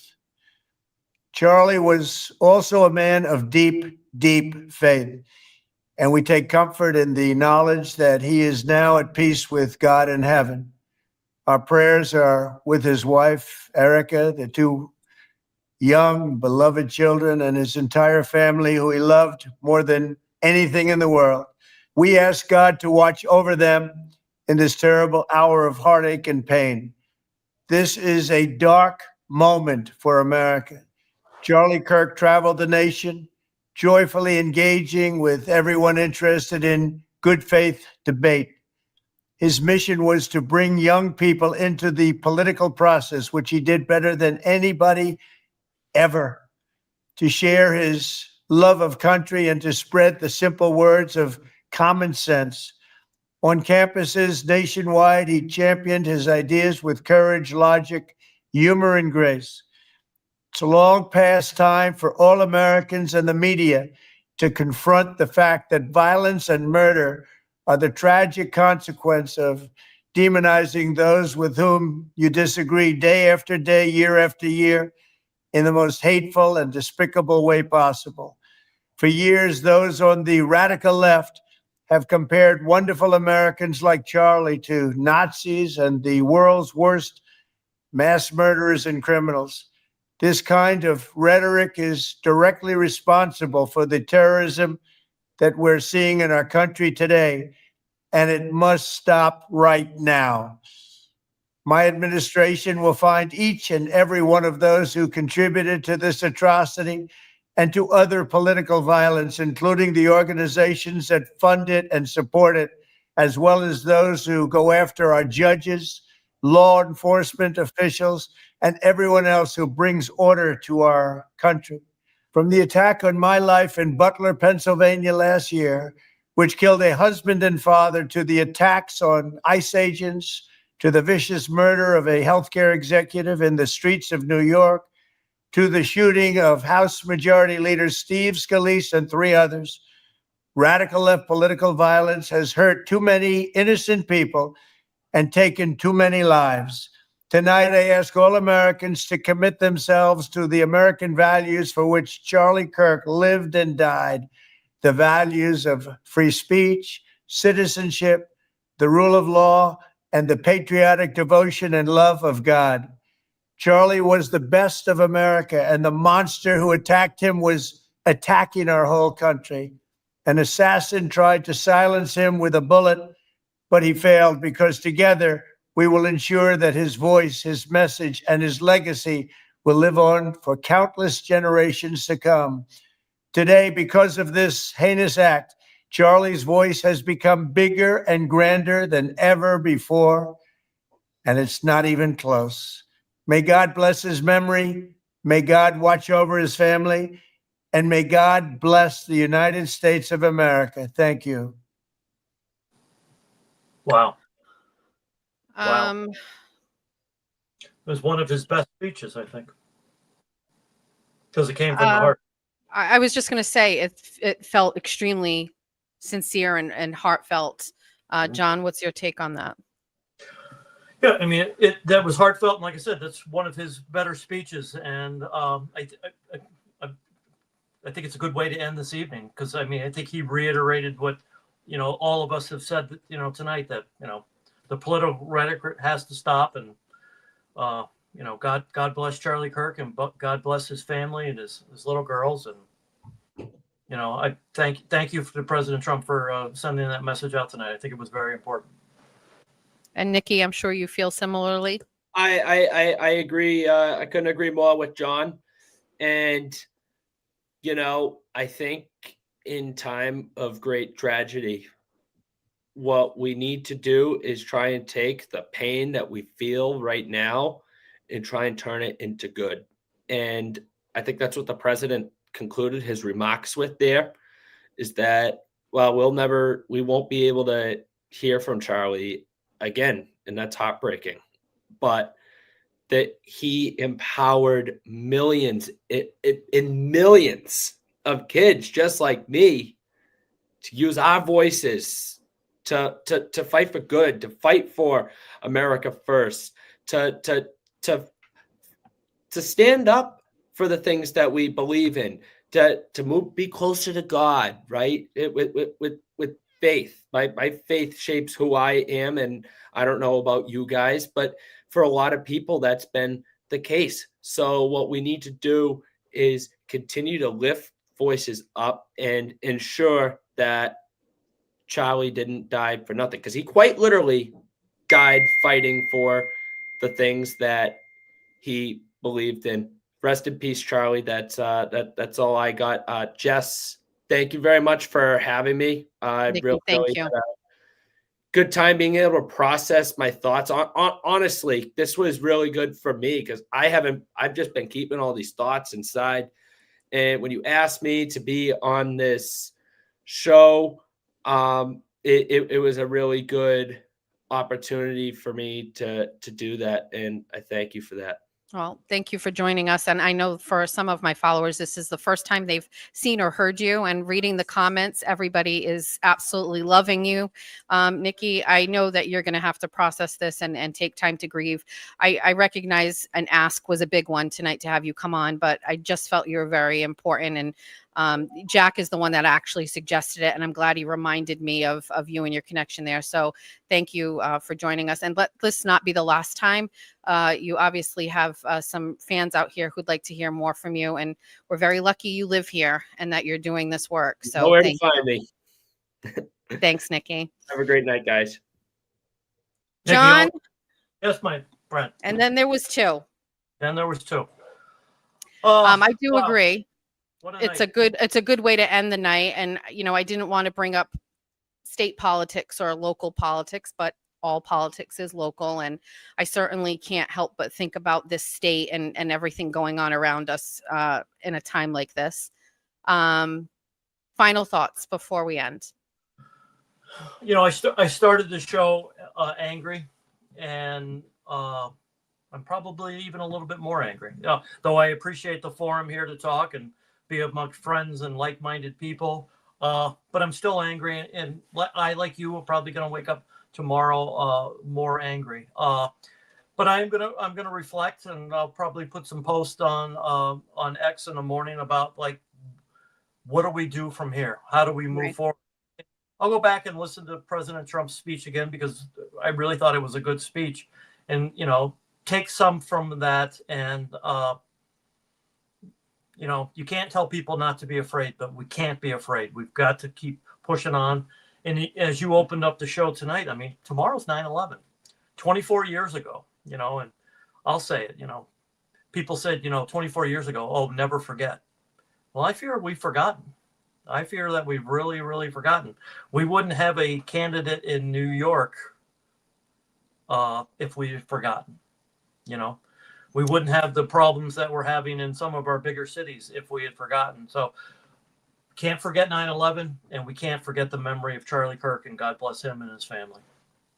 That's great. Thank you, John. I appreciate that. Of course, I'm very thankful for the work that you continue to do. I read your posts, your daily articles, so to speak, that you're putting up are very informative, and I'm used to them every day now. And it's a great consistency to have that out there. So you're doing a lot of really great work, and I appreciate it. I mean, we certainly could talk forever about your work and exposing the migrant crisis. Half of the stories that I've written about it would not have been possible without you. And I feel like you're a kindred spirit when it comes to all of that work. So just thank you for everything that you continue to do. You're the best. I'm your biggest fan, and thank you for having me, and God bless everybody. Thanks, John, for coming on. We'll talk soon. Good night. So, first of all, Erin is here working during the week after her long day at work. I want to thank Erin for being here. She said there are some super chats that I would normally did not solicit or ask, but let's read through them and thank those who support this platform before we end. Stacy Face, our queen, she's a regular sponsor of our show. This is not right, and people's joyful reaction is disturbing. We need to focus on the mental health crisis in this country and around the world. The three tragedies, the subway, the school, and this week has really hurt. I agree, Stacy. I had not even really begun to process the subway story and the video from that, and now this. But like Nikki, this was cathartic for me to kind of come on here. And I know that I'm around people that feel the same, you know what I mean? And that makes it feel a little better. This is war. It's spiritual warfare. America needs to repent and turn back to God. Prayers for Charlie's family and our country. America doesn't need politicians. It needs Jesus. This is probably a topic for a show at another time, but growing up Catholic in Massachusetts, my disconnect from the Catholic Church is rooted in the scandal and everything that we dealt with these priests, and backing away from them and losing all trust in them. Thankfully, I still have my faith in God and my own relationship with God, but I sure do miss the church and the tradition and all of the things that go along with my faith in the physical form. I miss that. But I have never been able to reconnect with the church itself and its leaders. And I don't know how we turn that around here. But it definitely needs to be done. At a minimum, you must have a relationship with God. I talk about it all the time with my kids. But my two youngest children's father is Jewish. And so when I was with him and we had children together, we broadened our religious theologies and thought about, less about religion, so to speak, and more about God and relationships with God. And so while we don't belong to a church or a synagogue, we all have our relationships with God. But that could be a really great conversation for another time. I'm grateful that everybody was here. Is that all of them? So thank you. I just want to say, I wasn't sure if this was a good platform, if people wanted this. Ben, it's nice to see you in the chat. Thank you. I wasn't sure, I didn't want to make it feel like weird or superficial or whatever. Erin is saying she knew that besties would rather have, talk with me. And I feel like we just needed the platform to kind of vent and get it out and talk. And I know I'm going to pivot very quick. I'll be honest with you. I actually thought about not doing this and just putting out to everybody to go do a candle vigil somewhere and just all come together face to face. As much as I love this, I'm always like desperate to connect with people. It's one of the things I loved about the Trump campaign and all our standouts and our rallies. I never felt more patriotic than walking away from a Trump standout, whether it was 14 people or 140 or 400, which we had. I always felt so connected to my neighbors. I always felt connected to this country. I felt patriotic. It was the flags. It was so authentic. I miss that. And I don't know, that I'm happy to have done those things for the time and when they were needed. Although some people would say visibility events and standout events for President Trump didn't make a difference. I'm not sure they did, but they certainly lifted our spirits and kept us motivated. I did think about tonight maybe doing something instead, but in short notice, this was a good thing. And maybe we need to do a vigil and kind of get everybody together for something face to face and just see each other and hug and cry. And I'm sad. I knew you were the one I wanted to watch about this. You're a genuine person. Thank you. I have a personal goal not to cry on my live streams because I've done enough of that. I'm so sad. And I was on my way in. Erin and I came in and my husband called and he was crying, which is unbelievably rare. If you watch the show, you see Jeff. He's a big burly guy and he's not an emotional guy at all. And he was very concerned for my safety. He's like, say what you want. I know you're going to.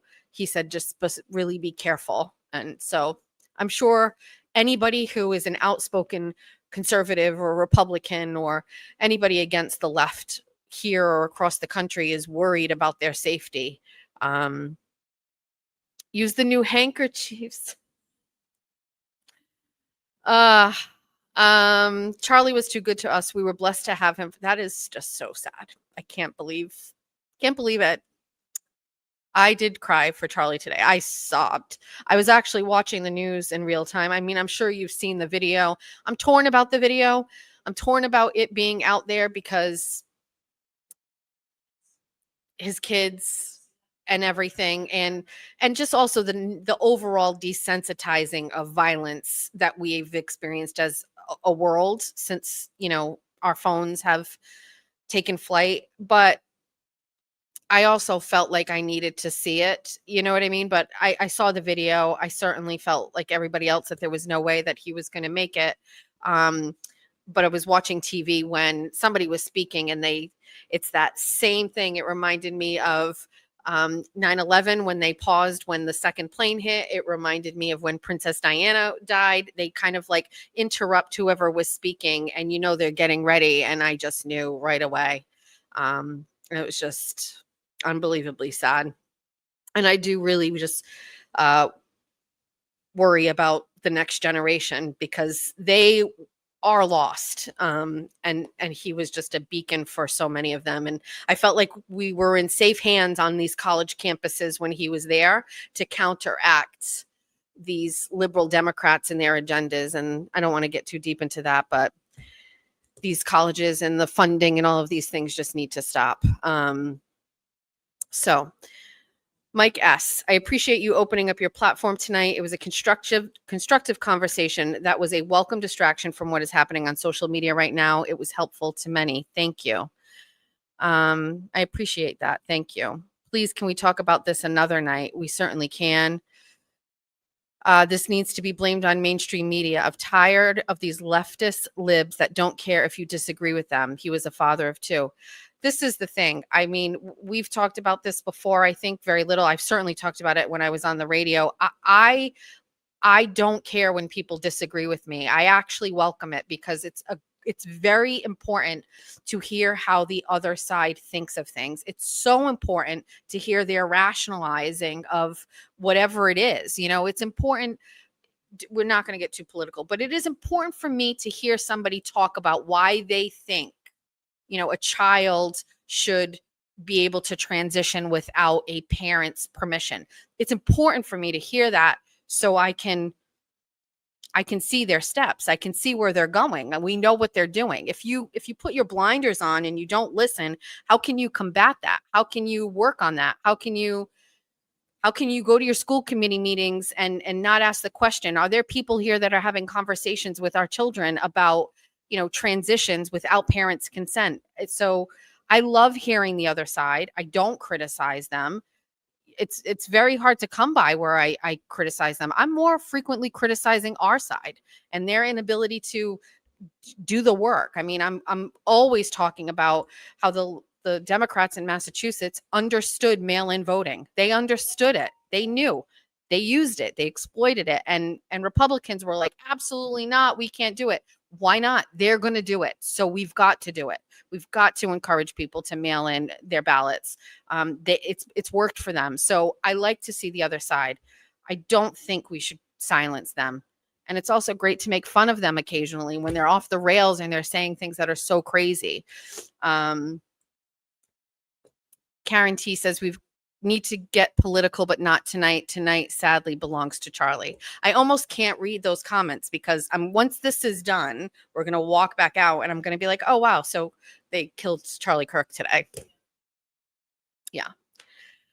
I just want to thank everybody who jumped on. I'm happy that you guys were here. I wasn't sure, again, if this is something that you needed or wanted, but I can tell there's 5,000 of you watching, and you certainly did.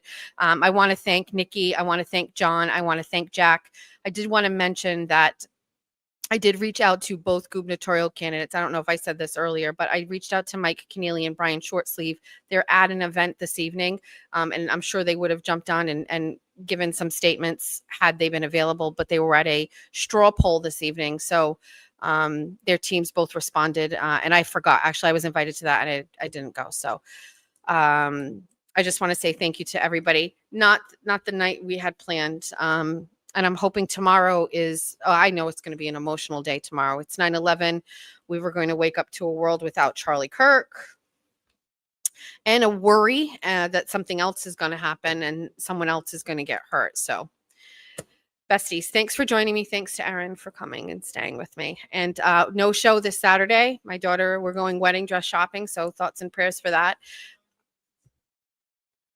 Erin is wanting me to remind people to please subscribe. Someone is saying that. Thank you. I don't, yeah, but thank you for that. Everybody say a prayer for Charlie and his family, his wife and his 2 children, and for our country. And tomorrow, make sure you remind everybody about what 9/11 was. We all have a new generation that did not live through that. My daughter was, I think, 8 months old at the time. My son and my other daughter were not born. Explaining it, talking about it is a necessity in my house. We always do. Aaron's asking where I was when I heard it. I was at home. It was election day in Fall River. So our primary, it must have been a primary. So it was a primary day, and you were listening to Howard Stern. It was an election day in Fall River primary. My daughter's father had just left early in the morning because they were going to the polls to hold signs for candidates. And my sister called me and she said they blew up the tower or whatever. They put a plane into, and so like many people, I was watching as the second one hit. And I had a baby and I was scared. And for days I was scared that there was going to be a plane flying into any building I was in. I mean, I think PTSD can go back to 9/11. I mean, we lived through, you know, a war and an attack on our soil. And